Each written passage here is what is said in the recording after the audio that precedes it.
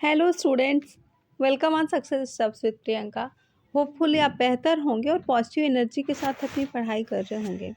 आज हम फ्रायड का मनोविश्लेषणात्मक सिद्धांत यानी कि फ्रायड का साइको एनालिटिकल थ्योरी से जितने भी question TST, PhD, LT, net और जीआईसी में बने हैं उन सबको सॉल्व करेंगे सिर्फ इसी वीडियो में। तो आइए हम क्वेश्चन को सॉल्व करते हैं। मनोविश्लेषणात्मक सिद्धांत का प्रस्ताव किसने किया था? साइको एनालिटिकल थ्योरी की बात हो रही है तो किसने दिया था? तो ये सिगमंड फ्रॉयड जी ने दिया था। फ्रॉयड वियना के रहने वाले थे और ये एक बहुत बड़े न्यूरोलॉजिस्ट और साइकोलॉजिस्ट थे। नेक्स्ट क्वेश्चन को हम देखेंगे। ईद प्रतिनिधित्व करता है। फ्रॉयड ने ईद, ईगो और सुपर ईगो की बात करती है तो इसमें से ईद को पूछ रहा है कि ईद किसका प्रतिनिधित्व करता है? तो ईद जो है अचेतन मन यानी कि अनकॉन्शियस माइंड का प्रतिनिधित्व करता है।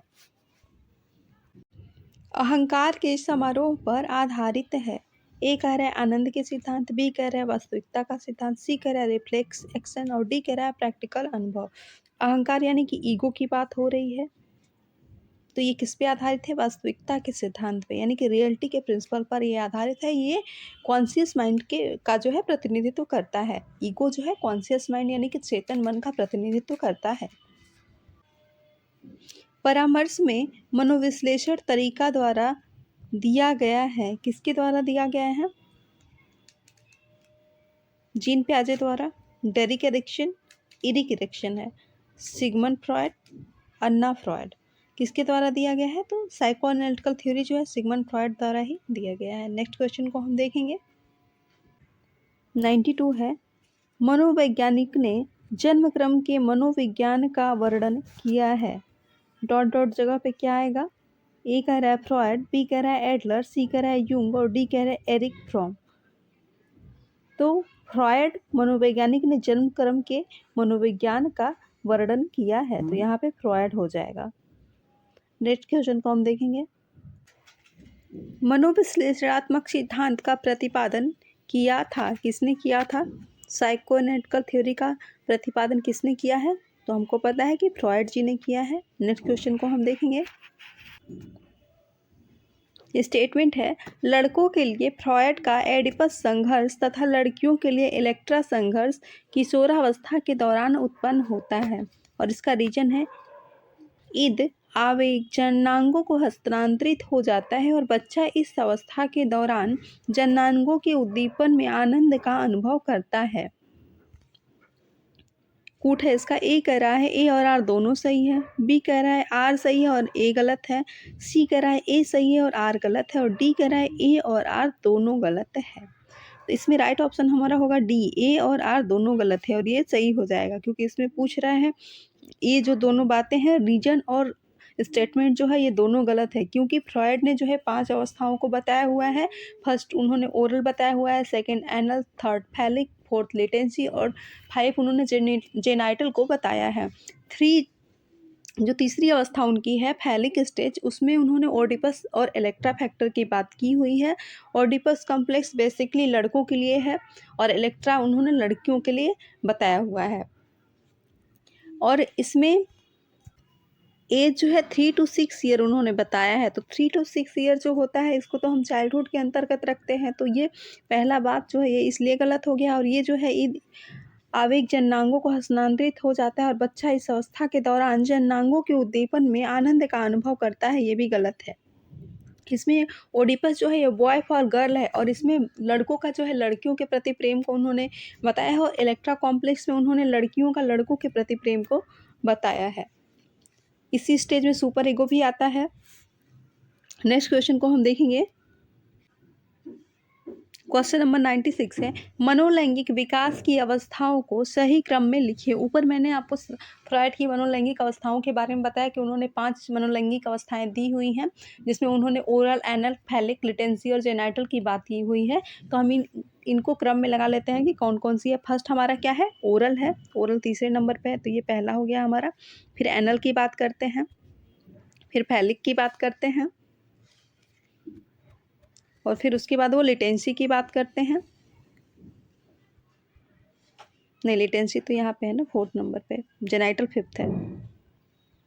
तो हमारा ऑप्शन बन रहा है थर्ड, फिफ्थ, फर्स्ट, फोर्थ और सेकंड। तो हम देख लेते हैं कि किस में हमारा मिल रहा है। थर्ड, फिफ्थ, फर्स्ट, सेकंड और फोर्थ। फिर से हम देखेंगे थर्ड, फिफ्थ, फर्स्ट, फोर्थ और सेकंड। तो हमारा कहाँ बन रहा है? थर्ड और फिफ्थ को हम देखेंगे तो ये तो गलत हो गया, इसमें नहीं बन रहा है। इसमें भी थर्ड पहले नहीं है, थर्ड नहीं, फिर सी नंबर में ही हमारा पहले थर्ड है, तो इसी को हम ले लेंगे, यही हमारा सही बन रहा है। क्योंकि हम इसको हम एक बार फिर से आपको बता देते हैं। Oral, anal, phallic, latency, genital. Next question को हम देखेंगे अब।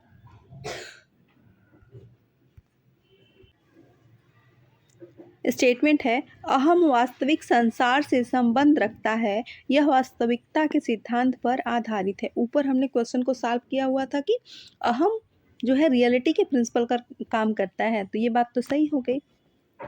अहम, इसका रीजन कह रहा है, अहम आवश्यकता को संतुष्ट करने के लिए वास्तविक वस्तुओं की खोज करता है।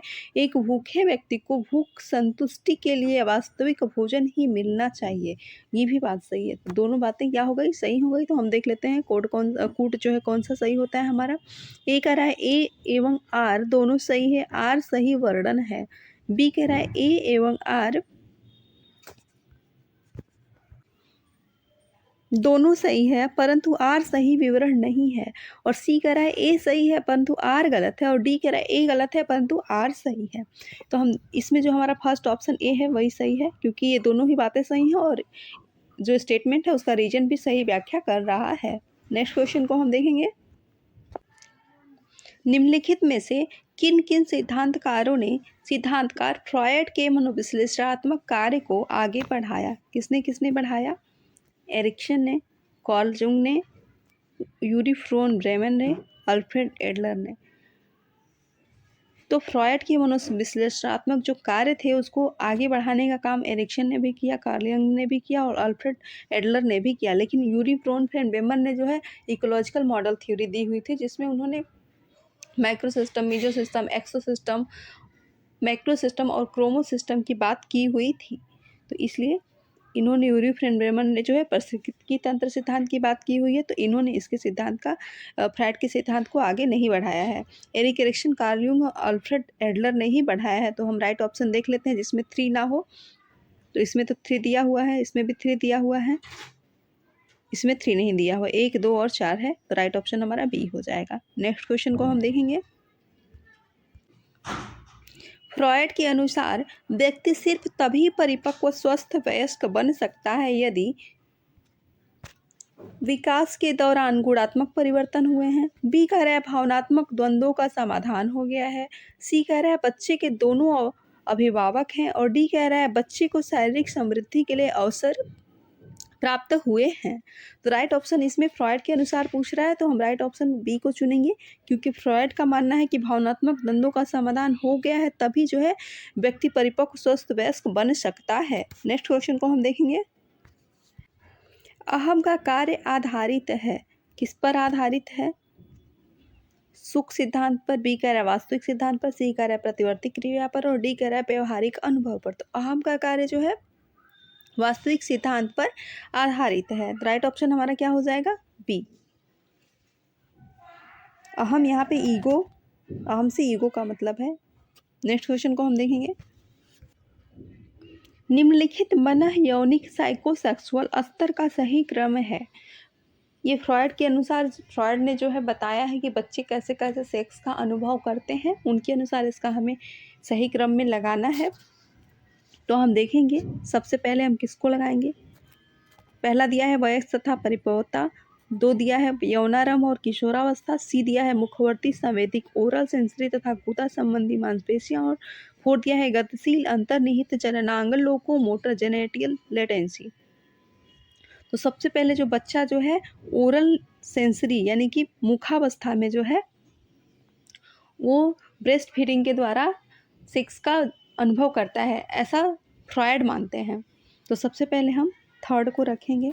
फिर सेकेंड गतिशील अंतर्निहित जननांग लोकोमोटर जेनाइटल स्टेज, ये 2 हो गया। इसमें जो है बच्चे में लिटेंसी अवस्था में, जो लिटेंसी सुसुप्ता अवस्था में जो है सेक्स के जो भी लक्षण होते हैं वो पाए जाते हैं। फिर थर्ड नंबर पे यौनारंभ और किशोरावस्था या वयस्कता, तो उसके बाद यहाँ पे यौनारंभ या किशोरावस्था हो जाएगा थर्ड नंबर पे, और फोर्थ नंबर पे हो जाएगा वयस्कता परिपक्व। तो अब हम देख लेते हैं कि हमारा ऑप्शन कौन कौन सा बन रहा है। तो हमारा ऑप्शन बन रहा है 3, 4, 2 और 1। तो हम देख लेते हैं 3, 4, 2 और 1 कहाँ पे दिया हुआ है। तो ए में तो पहले नंबर पे 4 दे दिया है, ये गलत हो जाए।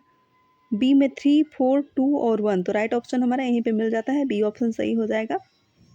क्योंकि बच्चा जो है सबसे पहले मुखवर्ती संवेदिक ओरल सेंसरी तथा गुदा संबंधी मांसपेशियों से जो है सेक्स का अनुभव करता है। फिर सेकेंड नंबर पे वो गतिशील अंतर्निहित जननांग से करता है। फिर यौनारंभ और किशोरावस्था में, उसके बाद जो है मैच्योर हो जाता है। वयस्क तथा परिपक्वता अवस्था में वो सेक्स का अनुभव अलग तरीके से करता है। नेक्स्ट क्वेश्चन को हम देखेंगे। फ्रॉयड की साइकोसेक्सुअल थ्योरी की प्रथम अवस्था है, कौन सी है? एनल स्टेज है, फैलिक स्टेज है, जेनाइटल स्टेज है या ओरल स्टेज है? तो फ्रॉयड की साइकोसेक्सुअल थ्योरी की प्रथम अवस्था जो है ओरल स्टेज, जिसको हिंदी में हम मुखावस्था के नाम से जानते हैं, है। नेक्स्ट क्वेश्चन को हम देखेंगे। परामर्श में मनोविश्लेषण तरीके डॉट डॉट डॉट द्वारा दिया गया था, किसके द्वारा दिया गया था? जीन प्याजे द्वारा, एरिक एरिक्सन द्वारा, सिगमंड फ्रॉयड द्वारा या अन्ना फ्रॉयड द्वारा? एक क्वेश्चन को हम पहले कर चुके हैं, ये फिर से रिपीटेड है। राइट ऑप्शन सी होगा। साइकोसेक्सुअल थ्योरी दी गई है, किसके द्वारा दी गई है? फ्रॉयड द्वारा दी गई है। आज हमने फ्रॉयड द्वारा जितने भी क्वेश्चंस पूछे गए थे एग्जाम में, उन सबको सॉल्व कर लिया। सेशन कैसा लगा कमेंट करके जरूर बताना। Thank you for watching with us, take care.